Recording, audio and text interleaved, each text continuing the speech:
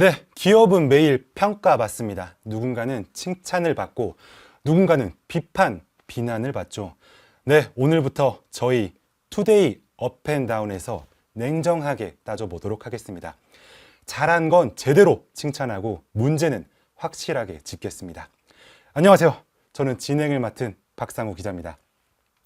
네, 저희 ABC에서 야심차게 첫 방송 론칭을 하게 됐는데요. 프로그램 이름이 이렇습니다. 투데이 업앤다운. 이름에서 유추할 수 있듯이 요새 좀 분위기 좋은 기업들이랑 조금 혼나야 되는 기업들 저희가 선별해서 AI를 바탕으로 근거로 해서 한번 분석해 보고 여러분들께 어떻게 투자를 하면 좋으실지 말씀 한번 같이 나누는 그런 방송 해보도록 하겠습니다. 네, 그러면요.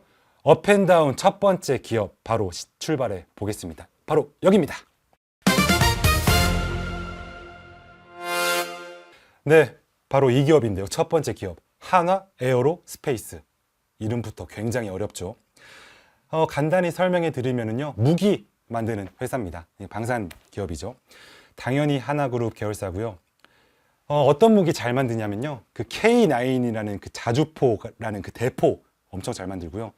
천무라는 다연장 로켓이라고 있는데요. 그것도 아주 이 기업이 세계 1등이라고 합니다. 아시다시피 올해 2월 말에 미국과 이스라엘이 이란을 전격 공습하지 않았습니까? 중동 전쟁이 잠잠해지나 싶더니 다시 한번 전격 발발을 해서 전 세계가 떠들썩하고 아직까지 끝나고 있지 않습니다. 굉장히 불행한 상황인데 아이러니하게도 이 한화 에어로스페이스는 지금 뭐랄까요?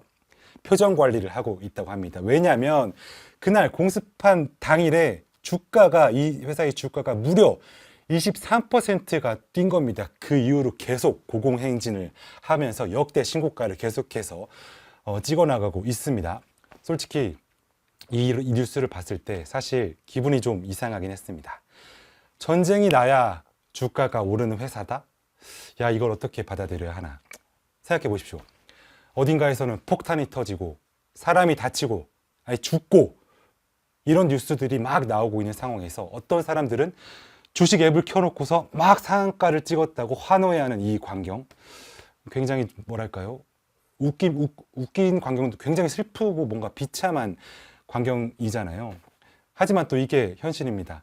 세계 어딘가에서는 항상 전쟁이 일어나고 있고 그 전쟁이 슬프게도 한국의 어떤 특정 기업들의 매출과 직결되어 있고, 이게 좋고 나쁘고를 판단하기 이전에 일단 이런 현실이 있다라는 것은 저희가 분명하게 인지하고 살아야 될 것 같습니다.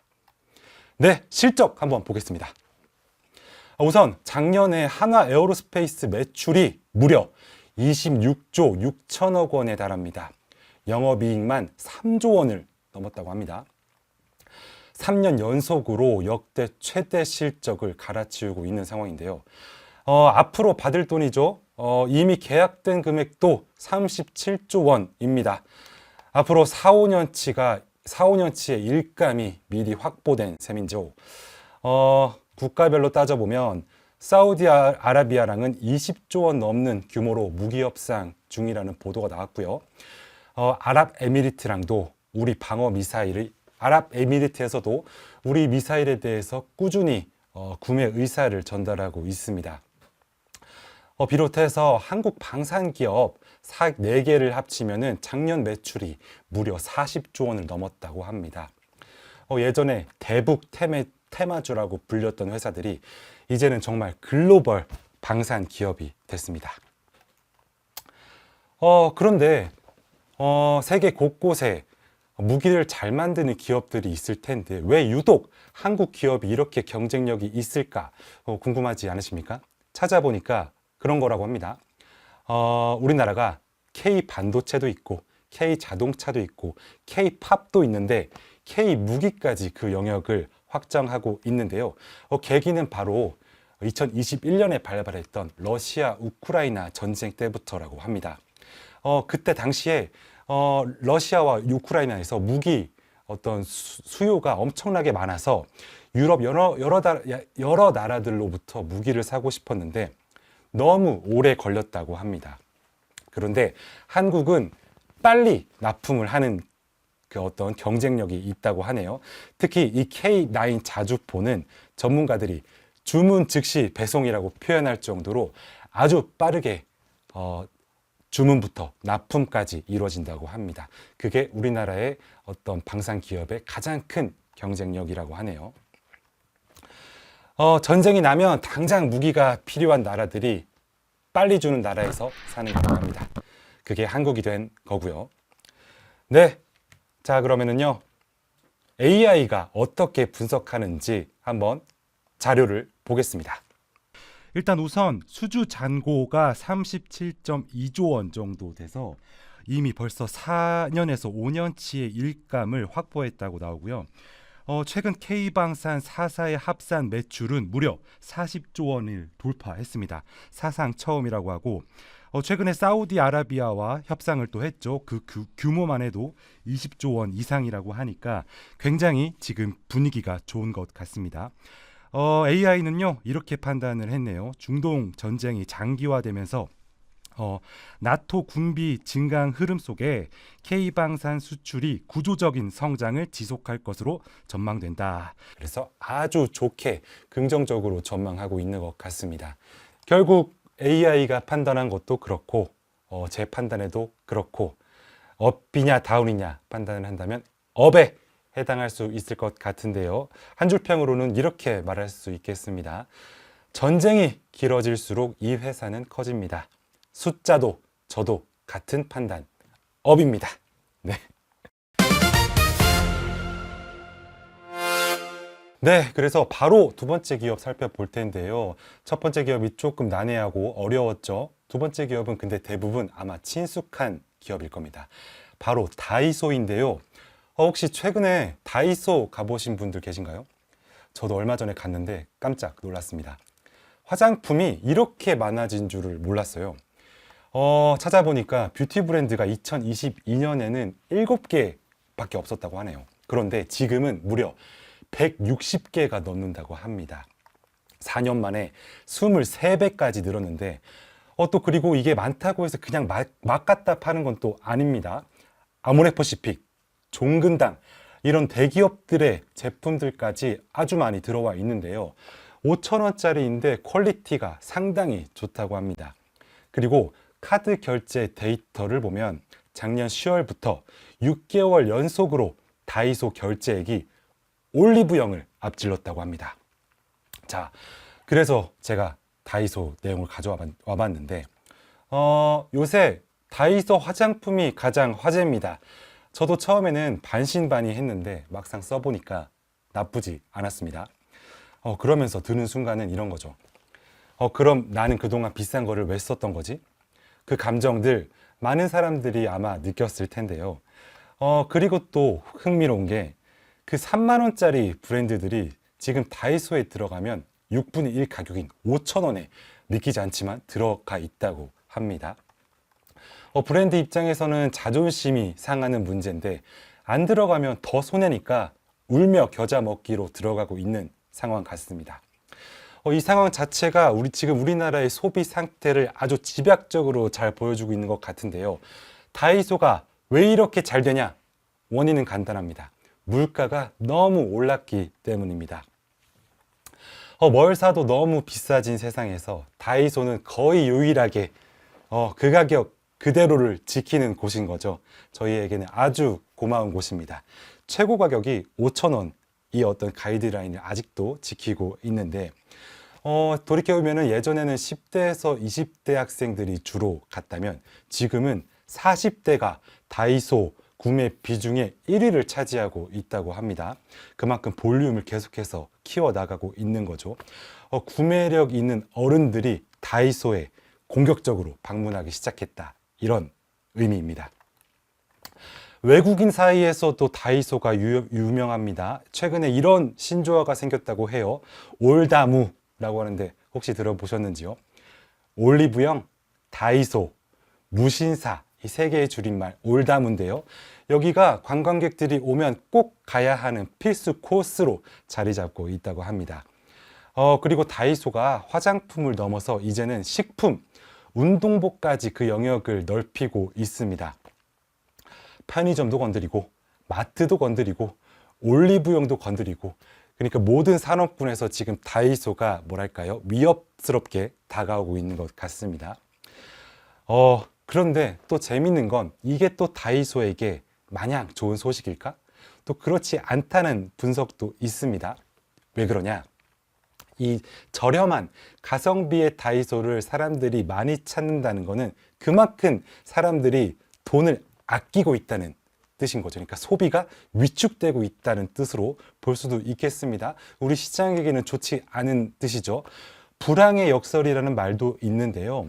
경기가 안 좋을수록 이런 다이소 같은 가성비 매장이 잘 된다는 겁니다. 말 그대로 역설이죠. 그래서 최근에는 명품 아니면 다이소라는 말이 나올 정도로 중간 가격대의 브랜드들이 설 자리가 없다고 합니다. 소비가 양극화되고 있는 거죠.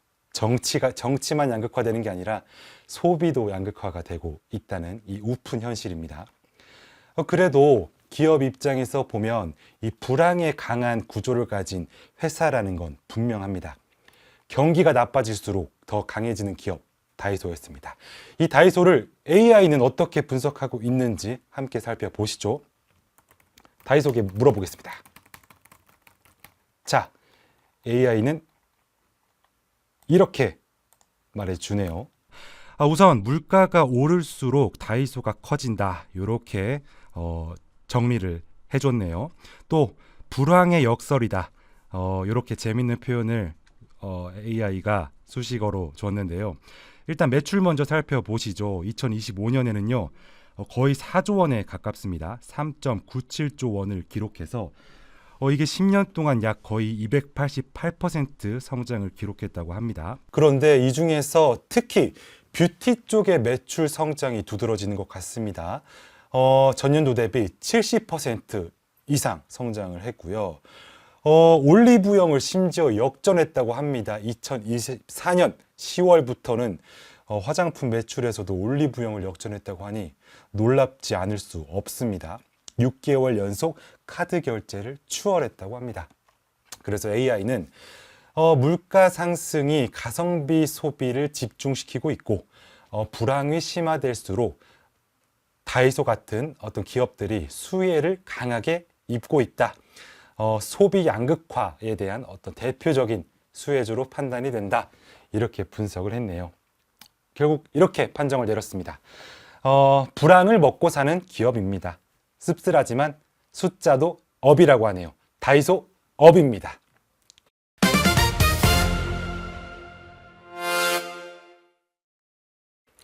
네, 바로 세 번째 기업 만나보겠습니다. GM 코리아인데요. 제 친구가 얼마 전에 차를 샀습니다. 트레일 블레이저라는 차인데 제가 한번 타봤는데 일단 차가 너무 이쁘고 너무 잘 나가고 안에 인테리어도 아직 아기자기하니 귀엽더라고요. 아니나 다를까 요새 국내에서 불티나게 팔리고 있다고 합니다. 자, 이 GM 코리아에 대해서 얘기 나눠볼 텐데요. 이 제너럴 모터스, 쉐보레 만드는 미국 자동차 회사죠. 한국에 공장이 있습니다. 두 곳이죠. 인천 부평이랑 창원에 있는데요.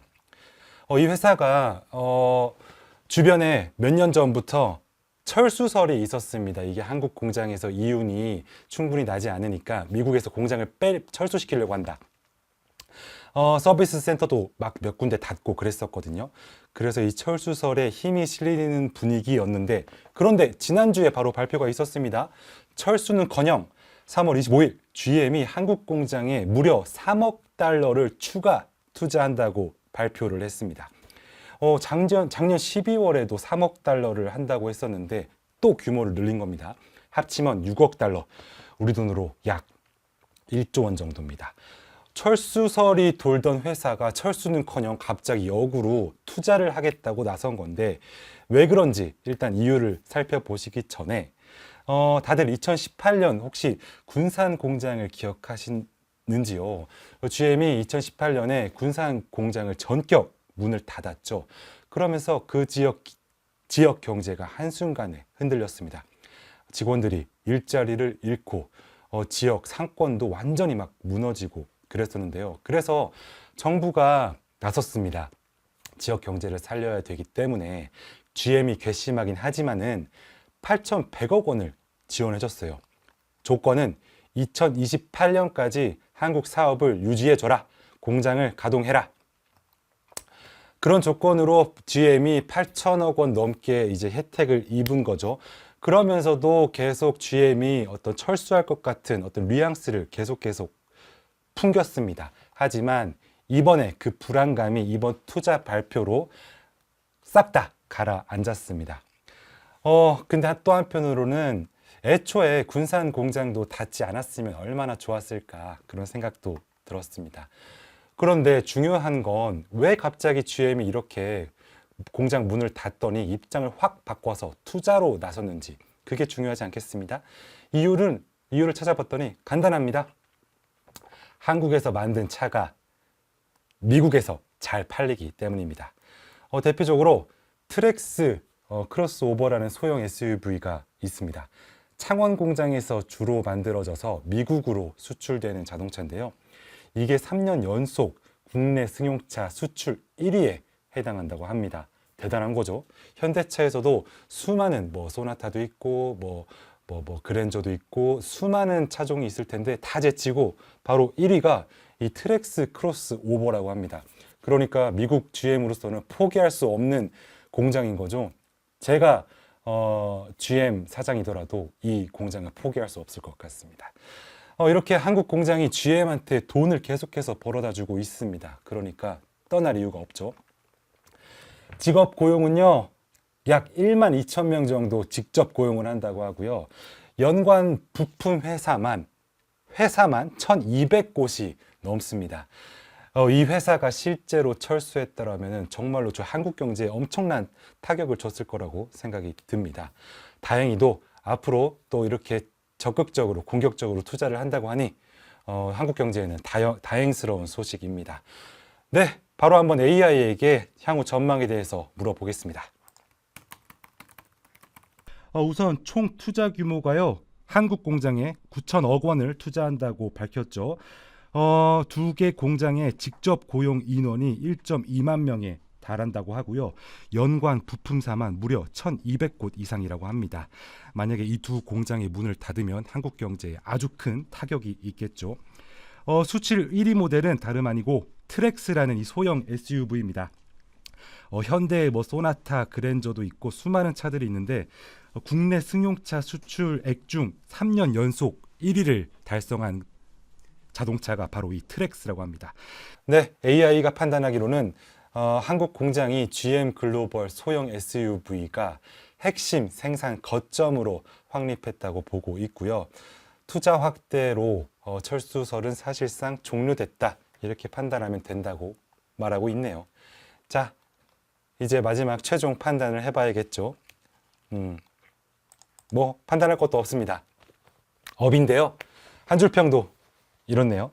떠난다더니 돌아왔습니다. 숫자도 이유도 분명합니다. 결국 해내네요. 업입니다.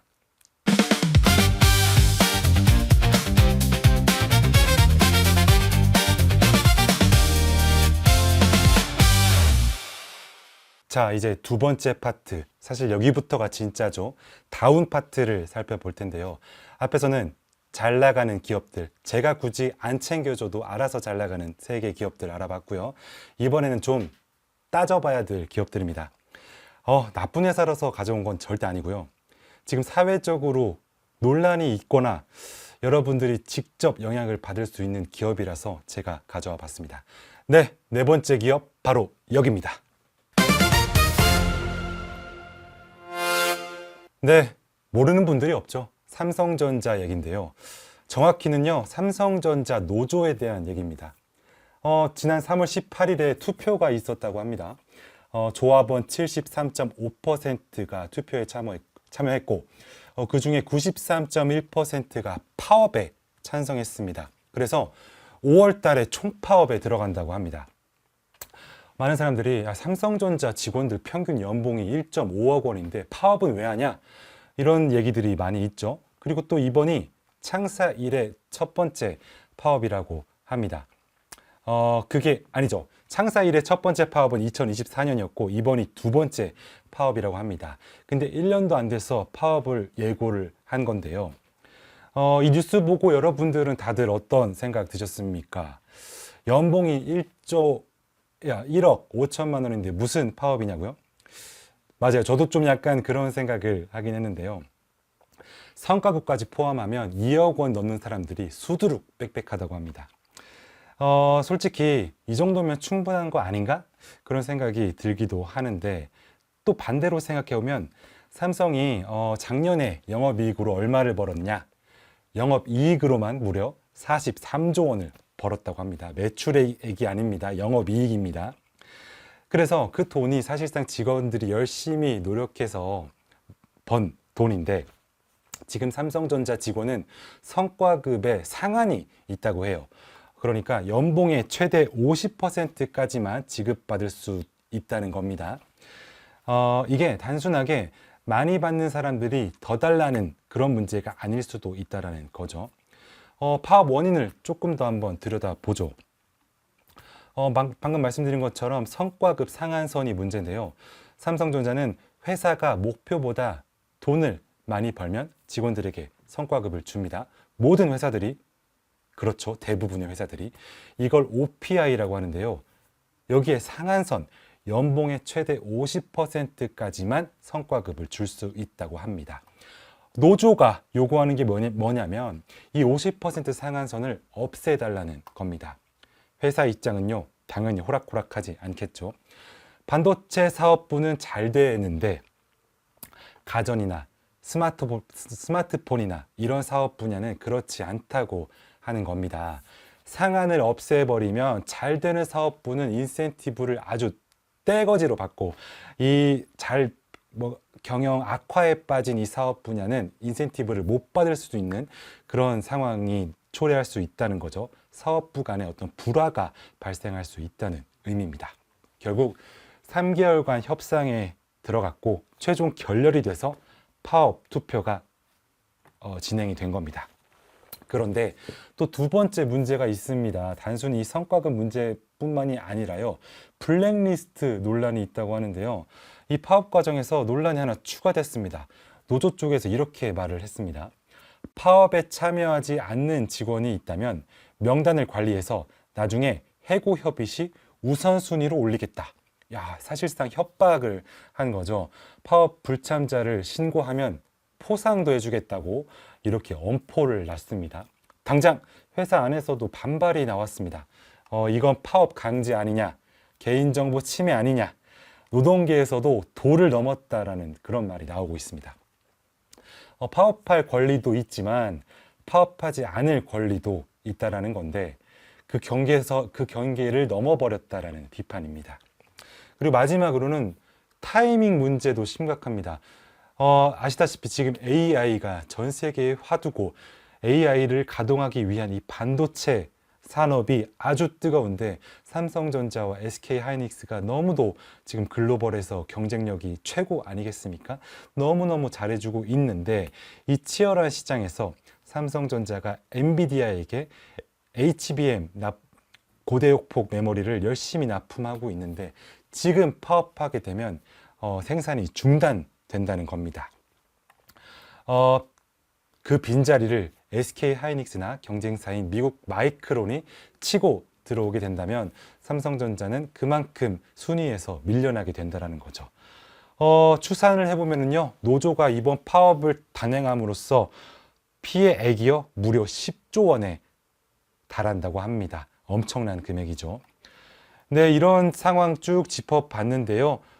이 파업 때문에 지금 빨간불이 켜진 삼성전자, AI는 어떻게 지켜보고 있는지 제가 한번 물어보겠습니다. 삼성전자 현재 상황 어떻게 분석하고 있니?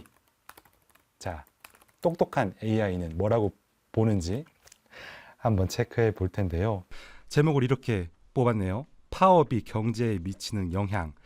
반도체 수출이 멈추면 한국 경제가 흔들린다.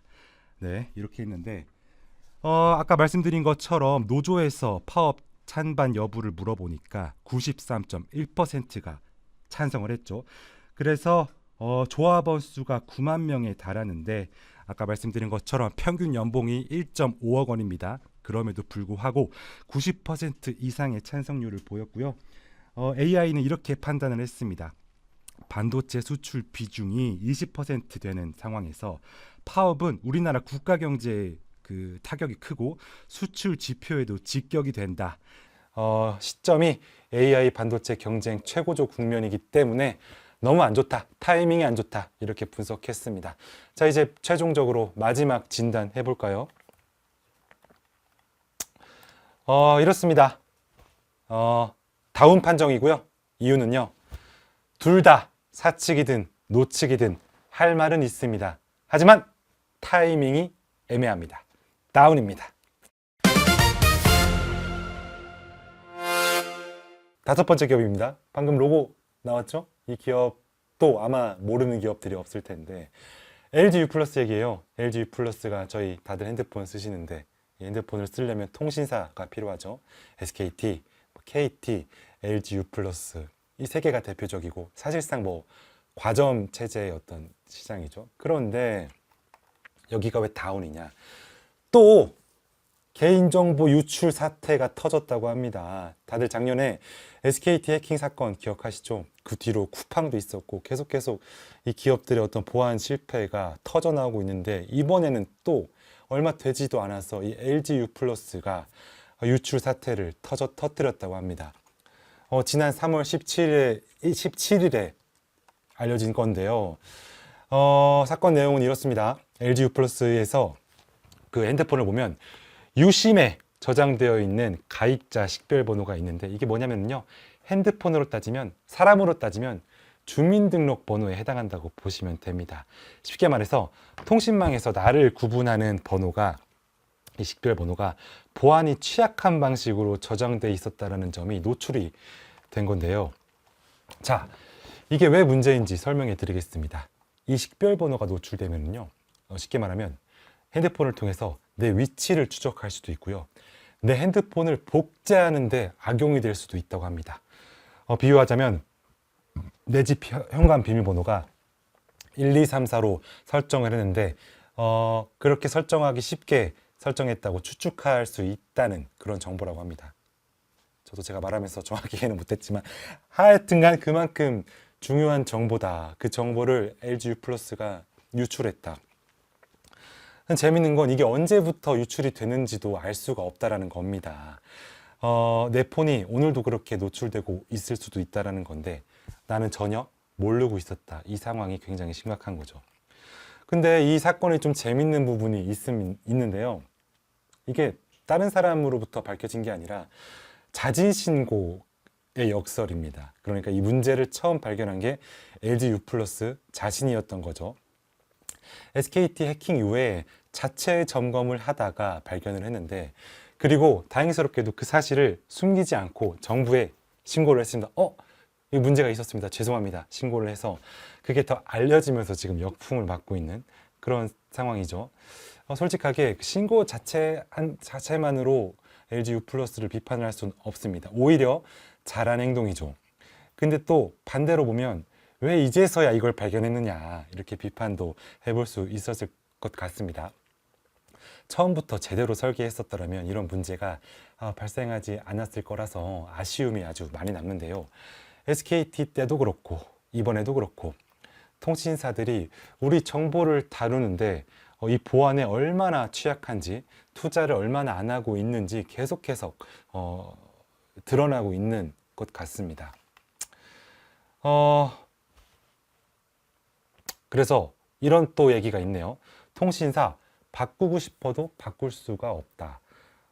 이런 뉴스 보고 계신 분들 있는 것 같아요. 그럼 통신사 바꿔야 하나? 근데 SKT 때도 그랬잖아요. 다들 바꾸겠다고 난리는 쳤는데 위약금, 번호 이동 절차, 폰 할부 잔액, 이런 것 때문에 결국 실질적으로 바꿀 수가 없거든요. 이게 통신사의 현재 구조인데요. 한번 가입하면 빠져나오기가 어렵게 돼 있습니다.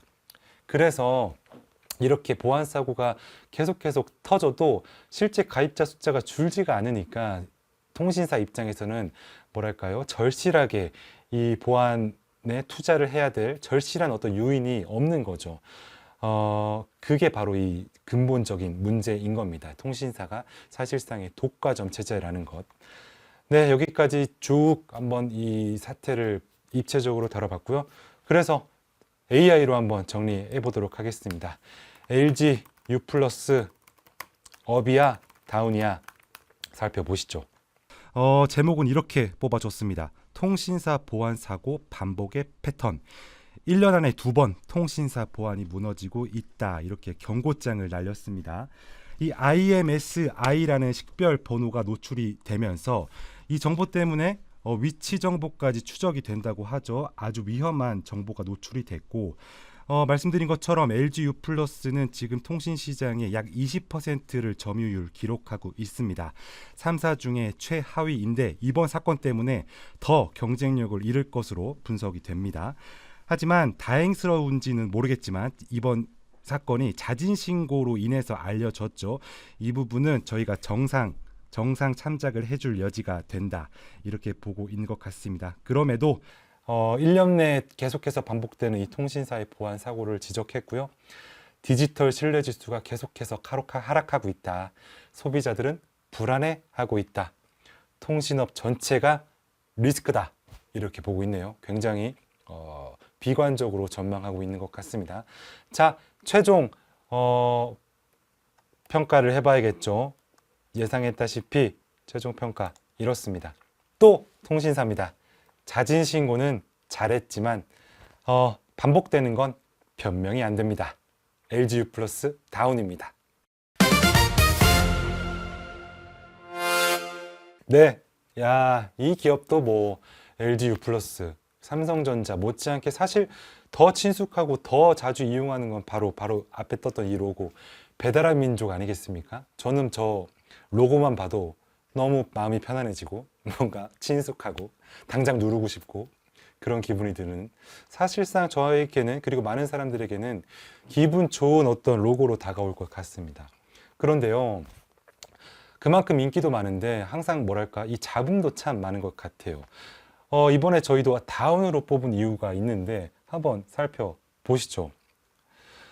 요새 요기요도 많이 쓰시고 쿠팡이츠도 많이 쓰시고 그리고 배민이 항상 1등이고 사실상 시장을 나눠 먹고 있는 그런 상황입니다. 오늘 얘기는 이 배달의 민족이 소비자를, 자영업자를 어떻게 대하고 있는지, 아니 정확히 말하면 어떻게 나쁘게 대하고 있는지 살펴볼 텐데요. 그리고 심지어 그 번 돈이 우리나라 경제를 활성화시키는 게 아니라 독일로 빠져나가고 있다고 합니다. 이 부분 또한 좀 공분을 살만할 것 같은데 내용 보시죠. 우선 주변에 치킨집이나 식당을 하시는 분 계십니까? 아니면 본인이 직접 음식 배달을 할 때 가격이 좀 비싸다라는 생각을 해보신 적 있으신지요? 이게 배달의 민족과 연결이 돼 있는데 그런 거죠. 배달앱 수수료가 비싸지면 자영업자가 그걸 음식 가격에 얻는 겁니다. 배달을 시켜서 매장 가격보다 비싼 경우는 다 이유가 있는 겁니다. 그러니까 우리 소비자 입장에서 배달앱 무료 이렇게 써 있잖아요.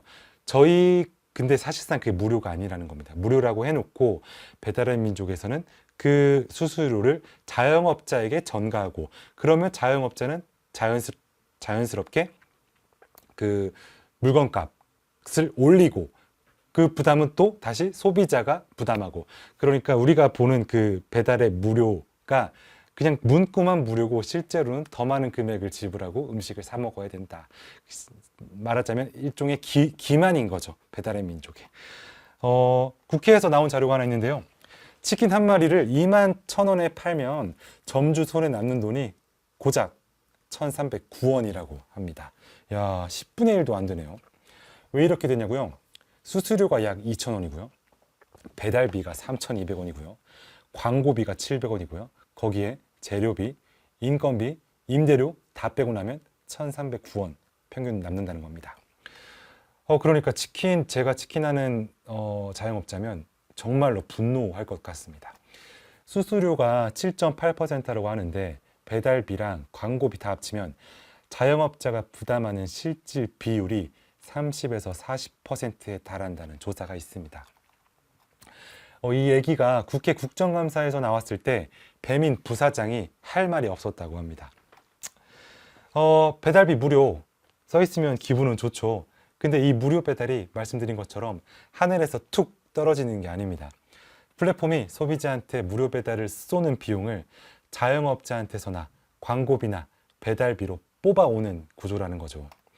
결국은 음식 가격이 올라가고 그게 소비자한테 돌아오는 겁니다. 내내 같은 소리인데요. 소비자도 화나고 자영업자도 화나고 아무도 배달 앱을 못 끊습니다. 거의 독점에 가까운, 아까 이동통신사 말한 것처럼 독점에 가까운 구조이기 때문에요.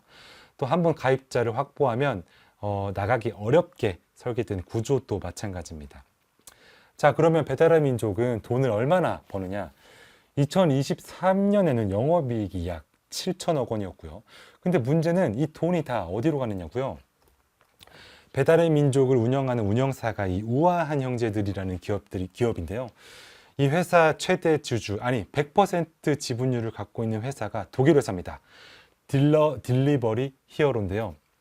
영업이익 중에 상당 부분을 이 회사가 가져가고 배당금 형태로 독일 본사로 보내고 있고요. 영업이익의 60%가 해외로 빠져나가고 있다고 합니다. 쉽게 말해서 한국에서 치킨집 사장들이 쥐어짜서 만든 돈이 독일 회사 빚 갚는 데 쓰인다고 하니 분노가 나지 않을 수 없습니다. 자, 상황 쭉 짚어봤고요. AI에게 관련한 내용 한번 물어보겠습니다. 말씀드린 것처럼 배달 앱 중에서 배달의 민족은 정말로 거의 황제에 가깝죠. 시장 점유율은 60%를 육박하고 60%를 넘었네요. 그리고 쿠팡 이츠, 요기요와는 아주 월등한 격차로 1등을 유지하고 있는데요. 다만 수수료 부담률을 점점 높이고 있어서 자영업자 폐업 증가율에도 배달의 민족이 어떤 기여를 하고 있는 것 아니냐, 이런 비판적인 목소리도 나오고 있습니다. 그래서 국회에서는요, 수수료 상한제 도입을 위한 어떤 법제화를 위한 논의가 계속되고 있습니다. 2026년에 관련된 규제 법안이 나올 것으로 논의가 되고 있네요. 네, 그래서 AI는 이렇게 판단했습니다. 독과점 구조, 거기에다가 국부의 유출, 지금 배달의 민족이 번 돈이 독일로 다 빠져나가고 있죠. 그리고 자영업의 부담, 이것들이 겹치면서 규제 없이는 구조 변화가 불가하다. 사회적 비용 전가 구조는 지속되고 있다. 이렇게 비판적으로 봤습니다. 네, 그래서 한 줄 평으로 정리해보면요, 이렇습니다. 소비자도 자영업자도 화가 납니다. 버는 돈은 다 독일로 갑니다. 배달의 민족 다운입니다.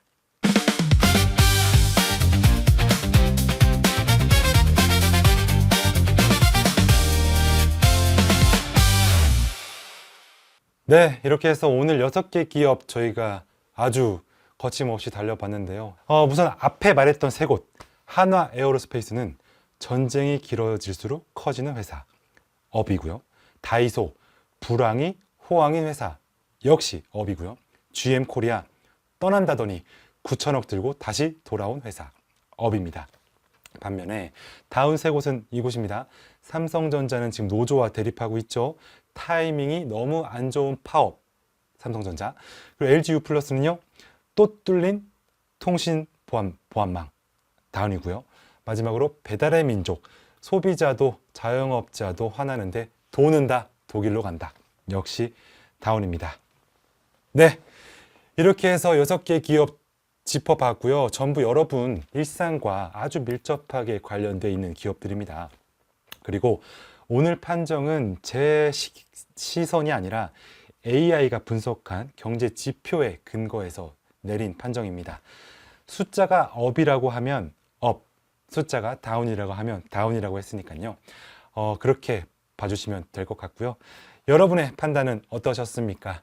오늘 저희 방송이 여러분들의 투자에 어떤 참조가 되었으면 좋겠다는 생각이 들고요. 저희 업앤다운은요, 오늘 이렇게 첫 파일럿 방송 해봤는데요, 제가 무슨 말을 했는지도 잘 모르겠습니다. 열심히 떠들었는데 앞으로는요, 좀 더 정교하게 자료조사하고 공부해서 정말로 여러분들에게 도움이 될 수 있는 그런 방송 해보도록 하겠습니다. 네, 시청해 주셔서 감사합니다.